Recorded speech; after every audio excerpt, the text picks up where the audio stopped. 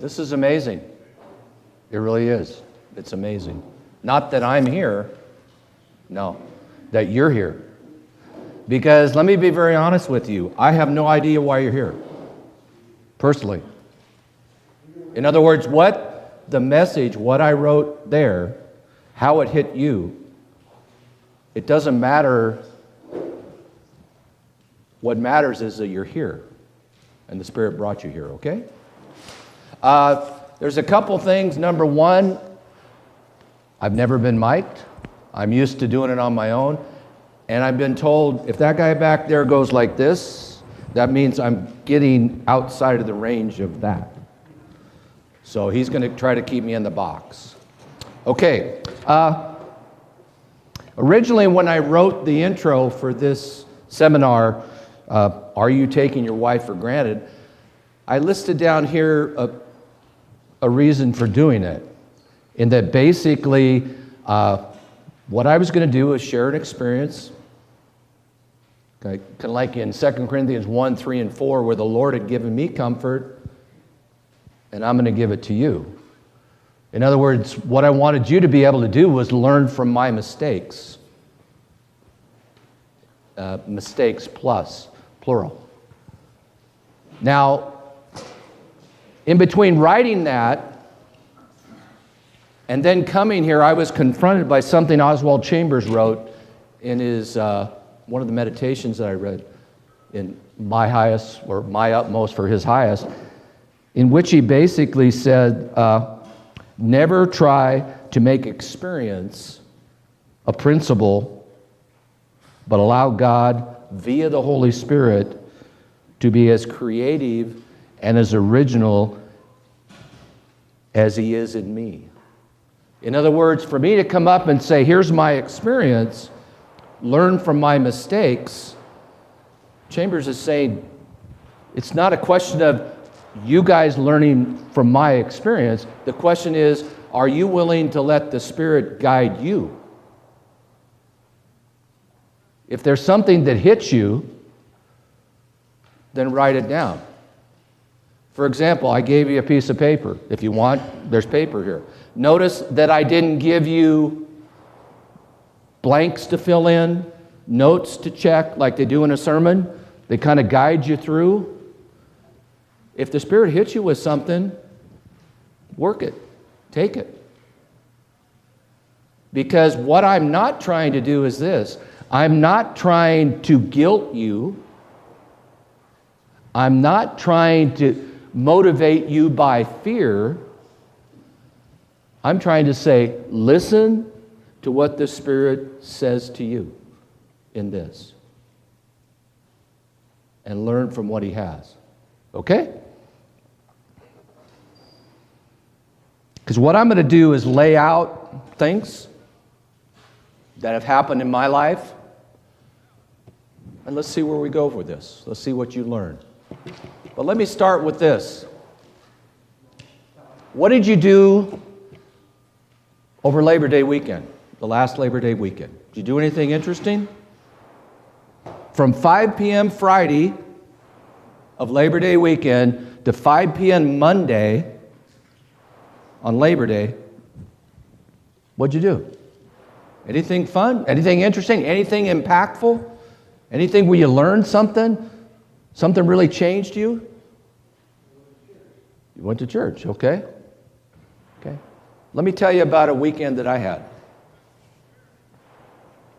5 p.m. Friday to 5 p.m. Monday, okay? Just like a Labor Day weekend. My wife called me from work. She wasn't feeling well. Said she threw up at work. She had a headache. Came home probably a little after 5 on Friday, on a Friday. I gave her something to eat, put her to bed, and she never woke up. 5 p.m. Monday, the following Monday, 3 days later, I'm leaving the hospital in Springfield, going to tell my 8, my 12, and my 16-year-old kids that their mom is dead.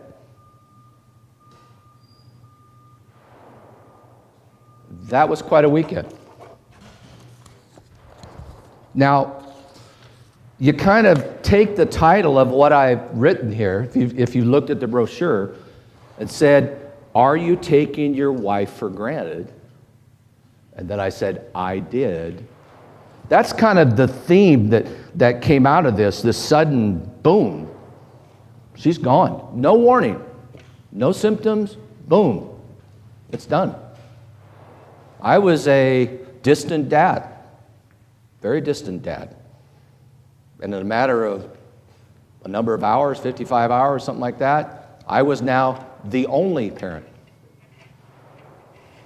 And I wasn't ready for that. So over the years, or especially over the last year, there's a song that as I was thinking about what I was going to talk about, that's kind of hit me. Now, I'm 66. I don't know how many of you are there with me or below, but there's a song that a Canadian gal in 1970 sang. It's called Big Yellow Taxi. You ever heard of Joni Mitchell? Joni Mitchell? I didn't know if I could pipe it in here, but within the song, there are 5 times she sings this lyric in the chorus.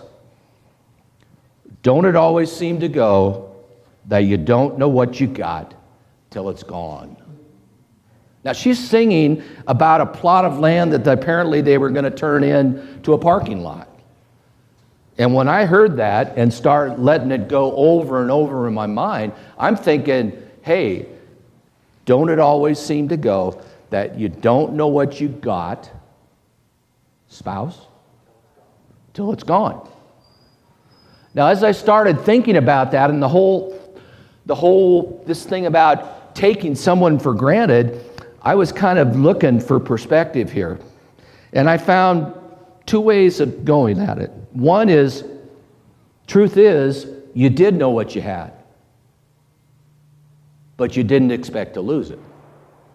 Case in point, a friend of mine, his name's Ken. He was a DMV manager, little town on the Idaho border called Ontario. He's at work one morning, just like all of us have been at work, working away. At home, the TV's on, front door's unlocked. His wife had just loaded their 5-year-old into a car. She was running a little late, apparently. Had to go pick her 12-year-old daughter up at piano lesson. Got on a country road, came up to a stop sign, looked left and right, pulled out, boom, she's dead, right there. 22 years later, he's still dealing with that. 22 years. He knew what he had. He wasn't like me. He knew what he had, but he didn't expect to lose it. And then there's me, again, coming back to the idea that you don't know what you got till you lose it. See, in looking back, I've found that I've taken my wife for granted, and I'm going, well, when you use that phrase, taking somebody for granted, it's just like, wow, that's really bad. That's really negative. And then I heard a comment by a psychologist, Joyce Brothers, in which she said, congratulations. What? Congratulations for taking your wife for granted? And she said that if she were talking to your wife, she would say this: being taken for granted can be a compliment. It means that you become a comfortable, trusted element in another person's life. In other words, you as husbands trust her. You understand what I'm saying? You trust her. Yeah, you take her for granted, but you trust her. She can be counted on. She's there. She's always been there. You know what she can do. You know what she will do. She's trustworthy. But then as I thought about myself, I'm thinking, no, there's something more in this. I took her for granted, and I started digging in a little more, and it came down to this.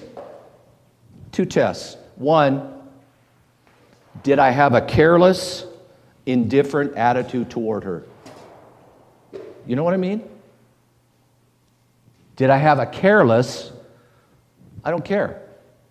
Or indifferent, meaning, hey, that's your problem. I don't really care what you're going through. I got all this stuff. I don't care. And in looking at myself, I said, no, I didn't have that type of attitude. I loved her. I expressed that.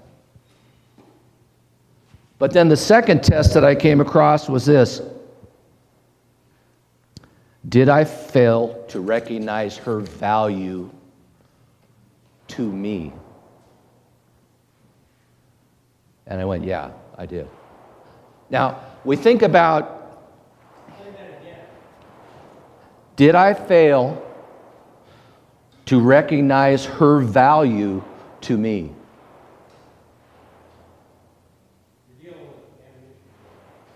Say what? You're fighting the percentage on right now. Make it hard to hear. Okay. Is it better now? Okay. Well, in taking a hard look at myself, I said, I was basically not aware of what she was doing. I wasn't paying attention to the impact of what she was doing. I failed to grasp the value of what she contributed to my life. You know what I mean? I failed to grasp the value of what she contributed to my life. Now I'm thinking of words like we talk about valuable. That person has value. That person is valuable. But I was looking for something different. And those two words didn't really hit me. And then I came across an accounting term, and it says imputed value. In other words, what was her imputed value to my life? I go, okay, how do I take an accounting term and apply it to real life, to my life? And the idea of imputed value gives it the sense that you cannot possibly put a dollar figure on that value. You can't. You can't say this person has X amount of dollar value to my life. You can't do it. And then the idea of imputed value also hit me with this. It said that what this person is doing, what this in being imputed value is doing is it's putting value into me through things like, how useful is she to me? How much utility, plain things, does she put into my life that she enables me to do? Let me use a point to illustrate this. I don't know how many of you follow the NBA. I follow it somewhat, but there's a guy who used to play in the NBA called Monty Williams. Monty and Ingrid Williams were a family. Monty played in the NBA for 9 years, then went on to coach the New Orleans Pelicans for 5 years. And in the end of the 2015 season, he was fired. And then he moved on to the Oklahoma City Thunder this last year as an assistant coach. Now, Monty and Ingrid were married 20 years. In that course of 20 years, they had 5 children between the ages of 5 and 17. The reality of their family life was this. The season started basically in October, next month. And in the case, if you're in the playoffs, that season goes till end of April, end of May, middle of June. In fact, there was a quote that Ingrid had. She said about the 5 kids, she said, "Daddy is their toy." That's kind of a strange thing to say about the dad, because daddy's not around very much. And when daddy's home, from one of his trips, he plays with them. They have fun all the time. She said, Mommy is the serious one. Because Mommy's there all the time, Daddy isn't. In fact, there was a quote that came out describing that wives of NBA coaches, she says, while their husbands grind in their high-stress, high-profile occupations, the wives perform the thankless task behind the scenes to keep their families intact and maintain some level of normalcy. They take care of the kids, orchestrate the school schedules, oversee the seemingly endless moving arrangements. Like when Monty got fired from New Orleans and had to go to Oklahoma City, guess who made all the arrangements? Mommy. And they always sacrifice long nights at home alone, the countless holidays explaining why Daddy wouldn't be there. Remember, 5 to 17 are the ages of the kids.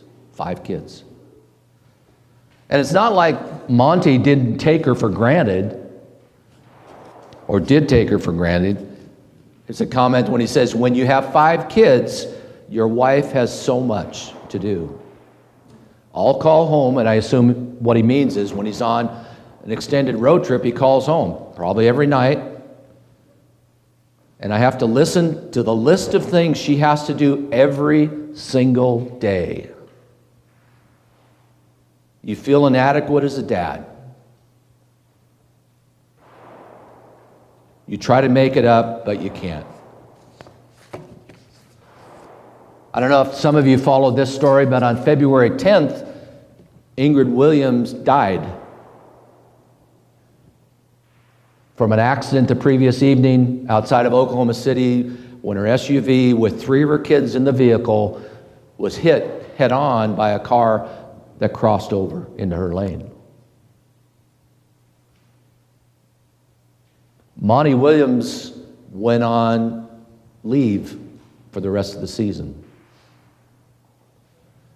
And at the end of the season, when the Thunder had lost Game 7, the Golden State Warriors for the Western Division title, the next day, Billy Donovan, the coach of Oklahoma City Thunder, announced that Williams would not return as coach.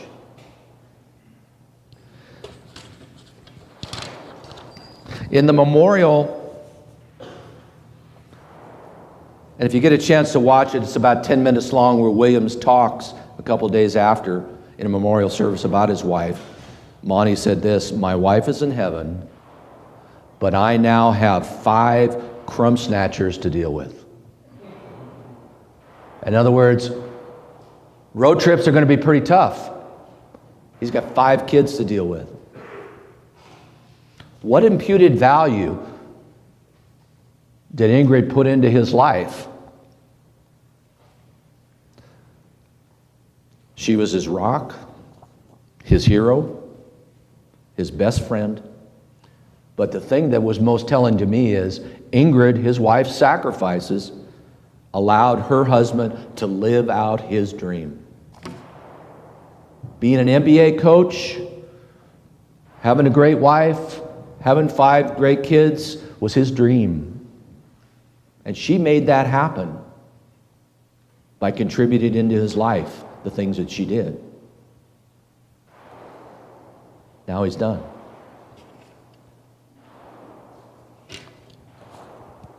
He did go on to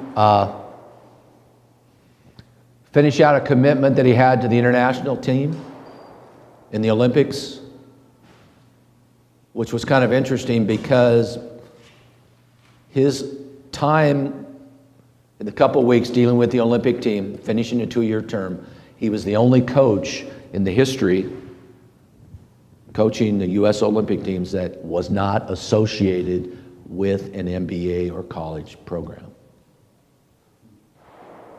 He did it completely on his own.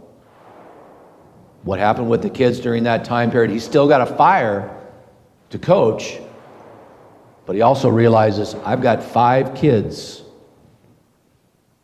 5 to 17 to raise. Now, my story wasn't really like Monty. Monty knew what he had.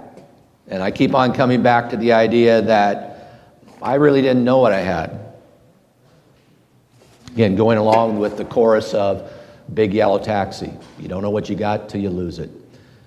But as I started thinking, there were some, okay, what did she do for me? What practical things? What did she do in my life? And I saw a cartoon in one of the funny papers, and it was kind of an interesting one. It really hit me. Wife is sitting at her vanity. You know, wife sitting in the vanity. What's she doing? Putting her makeup on, right? Putting her makeup on. Husband says, or me, says, hey, what goes with these tan slacks, these khakis? What goes well? What shirt do I have that goes well? And she says to him, as she's putting her makeup, she says, any shirt will do. Any shirt. So he goes to his closet, picks out a shirt, and he's really proud of the shirt he picked on. You know, it's a great pick, you know. Puts the shirt on, does all this. As he's walking out of the closet, as she turns her head after putting her face on, she says, except that one. Except that one. Now that's kind of silly, but on the other hand, you know, it's a real bear sometimes when you've used to be having somebody guide you through the store on what to buy, what to wear, so you don't look like an absolute idiot, like I did. Another story. Two of my three kids were girls. 8 and 12 when their mom died. 8 and 12. So here I am walking into the local Fred Meyer, like many of you probably have, right? Walking in. And I'm walking down an aisle I really hadn't been very much. You know where I'm going with this? It's called feminine, whatever they call it. Hygiene.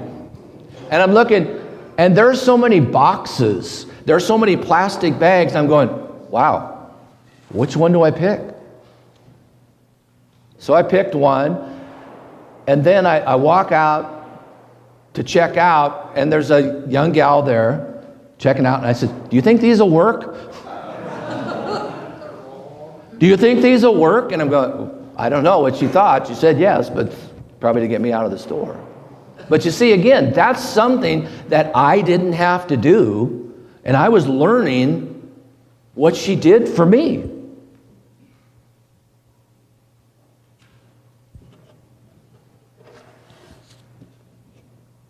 As my girls grew, I could tell you every women's clothing store from Eugene to Portland.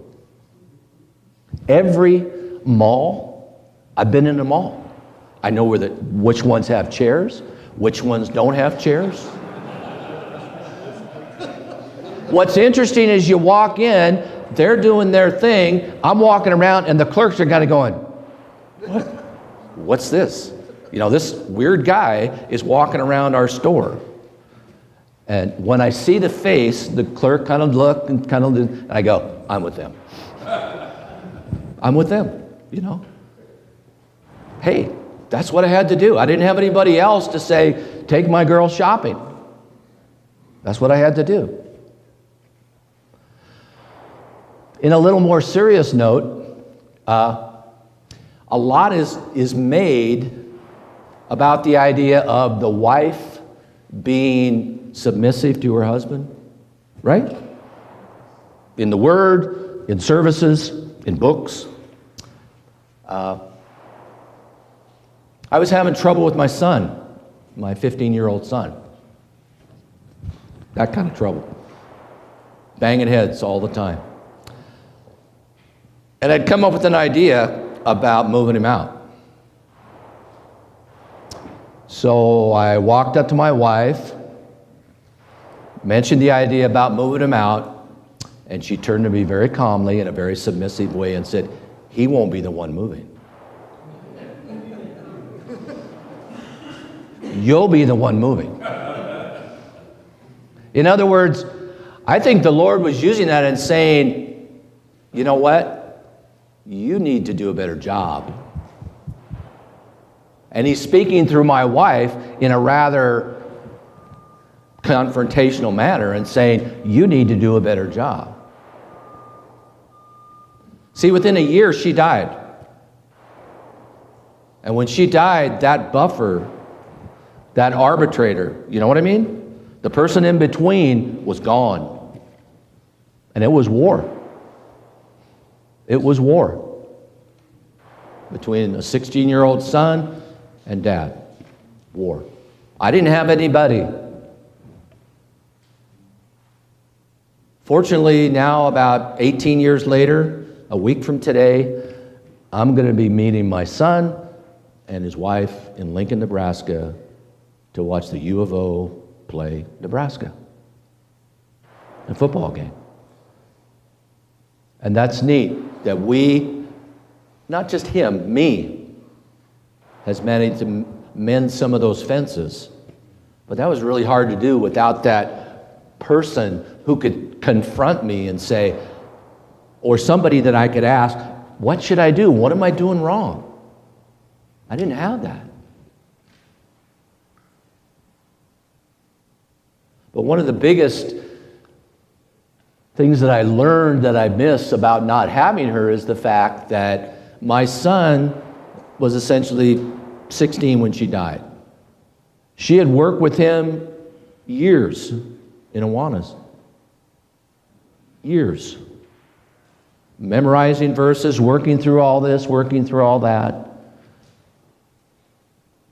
When my wife died, my eldest daughter was 12, my youngest daughter was 8. My son has a heart for church, has a heart for faith. My 2 daughters don't.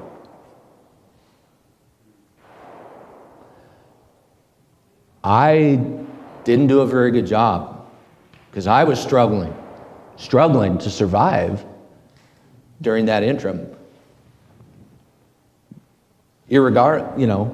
Not really having the time or putting the time into those 2 girls that they would have a heart for the Lord. So again, the idea of what value that person puts in, what she put in my life, what your wife puts in your life, you go, but you get down thinking about some of those things. And it's huge. Now, I had to ask myself, again, in this reflection time that I had, how did I miss this? What did I do wrong? And I was drawn to 2 verses. One, Colossians 3:19, Ephesians 5:25. Now, these verses, when I've ever dealt with them, I always put my emphasis on the second part of the verse. The first part of both verses say, husbands, love your wives, comma, as, comma, just, comma, like. But what I discovered for myself is that it ended at the comma. And it said, husbands, love your wives. To me, that's a command. And the object of that command was your wife. So how did I stop? How did I let down? See, I'd been saying that I love my father, but I didn't commit myself to finding meaningful ways of expressing my love to my wife. And to say that not being able, if I'm saying I love you, Lord, and I'm not saying I love you, spouse, that doesn't fit. It doesn't match. So what I found I had to do was this. I had to take ownership, meaning I had to recognize that I blew it. And I also had to take responsibility for my shortcomings, meaning this. What I found in looking back is, as time progressed, I started to get sloppy. And I don't mean sloppy with this. I mean sloppy in how I acted, how I treated her. I'd gotten lazy in how I treated her. And here's the big one. I was oblivious. You know what that word means? Oblivious to what she was doing. I was oblivious. But very humbling to say that I failed to stay aware. You think about that word, aware. Staying aware. Because oftentimes I would say, but I'm busy. I'm really busy. I got a lot to do. I'm doing this and that. And then I found as I'm looking back, I'm saying, that was really an excuse. That was really an excuse that I had. I found an interesting quote that kind of goes along with that about being busy. It says, our minds may be so filled with checklists. Do you do checklists?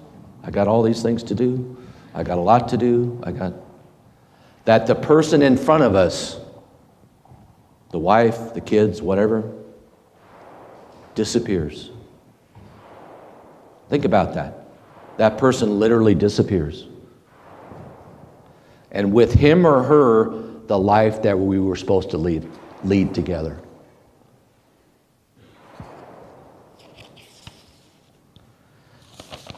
There's a phrase that kind of came into my mind, and that is, along with the whole thought about being aware, paying attention, was the thought about keeping my head in the game. In other words, how can I not be oblivious? How could I have stayed focused on her? And then there was something my daughter did, my 8-year-old daughter. She was 8 when her mom died. She wasn't home that night. She was somewhere else that night. So when the ambulance came on that Saturday morning to pick my wife up and take her to the hospital, she wasn't there when her mom was taken out.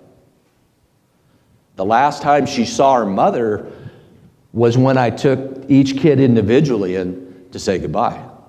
Her mom was in a coma, and she's dying.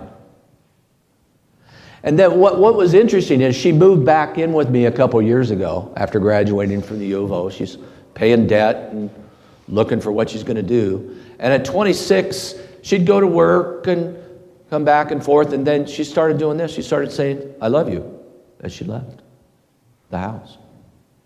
I love you. And I'm going, that's kind of strange. Walking out the door, I love you. Or I'm going somewhere, I love you. I'm thinking, why? What's that mean? Why do that? But then I kind of got it in that she didn't see her mom. So it's kind of like she's saying, I'm speaking now, I love you, because I may not see you. And that prompted this thought in my mind, and I'm only giving it to you as a thought. When you came up here, what was the last thing you said to your wife? What was the last thing you said to your wife? And I'm thinking that whole thought about, there's a word that strikes me, and that's the word called mindfulness. Being mindful.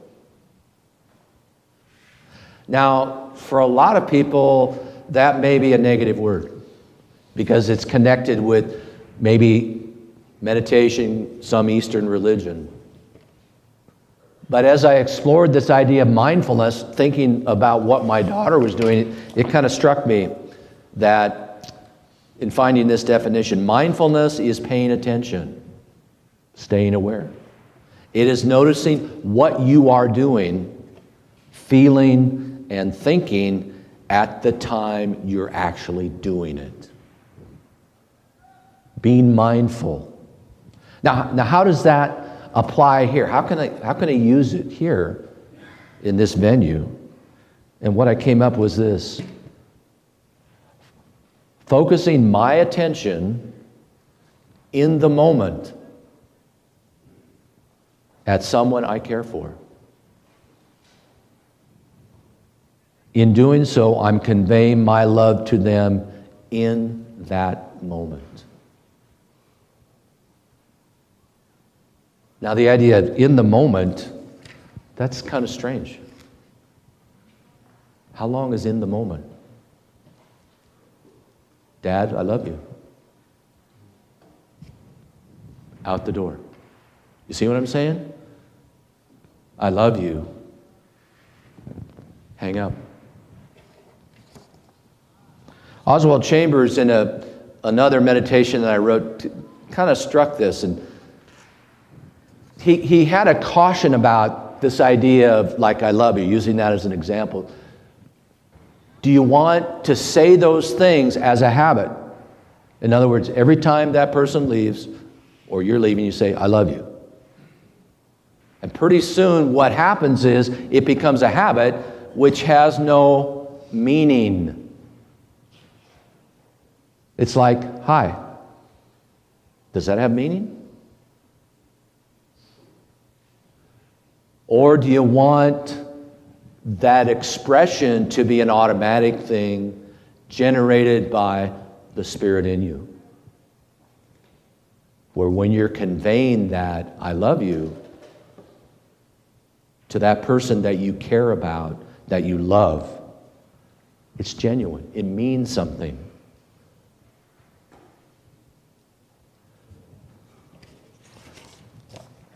We're busy people. We got a lot of things to do. We got seminars for marriages. We got books. We got all this other stuff for marriages. And this is saying nothing about that. But it's the whole idea of how can I express my love, or how can you express your love for this person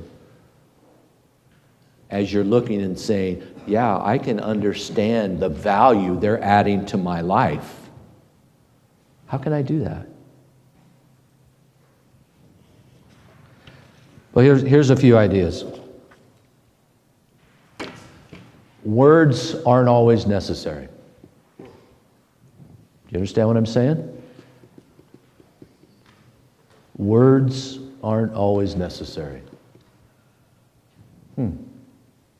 Well, if I can't use words, what am I going to do? How else? How am I going to convey my love?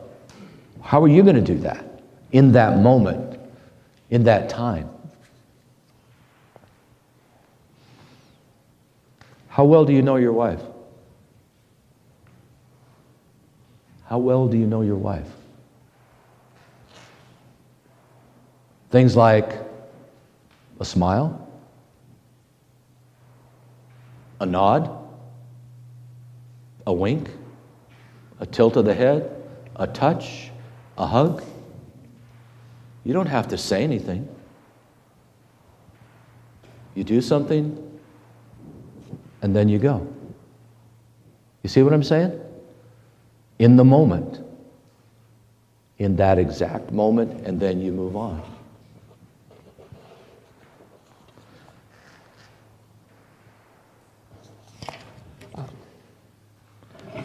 The thing that I leave, as I end this, leave with myself and leave with you is, I need to continue keeping my head in the game. What does that mean to you? Keeping my head in the game.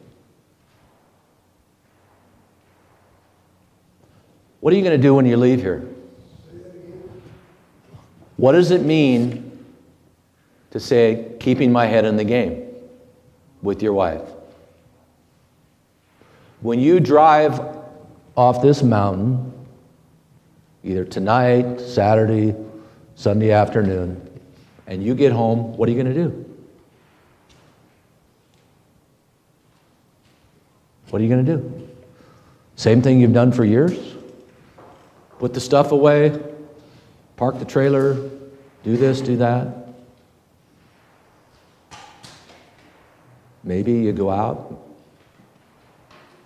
you talk to your wife and say, let's go take a walk. Maybe if you got 5 kids like Monty Williams did, you don't ask your wife to go take a walk. You say, you go take a walk, I'll take care of them. Again, I'm not here to guilt you I'm not here to instill fear, but what I am saying is, I would hope that you get the opportunity to think about, to go to the Spirit and ask, how can I convey this value that I have in her? Because you got one of two things, at least that's happened in my life. You could have the thing about, you don't know what you got till you lose it. Or, I knew what I got, I just didn't expect to lose it. Thanks for your time, and I appreciate it.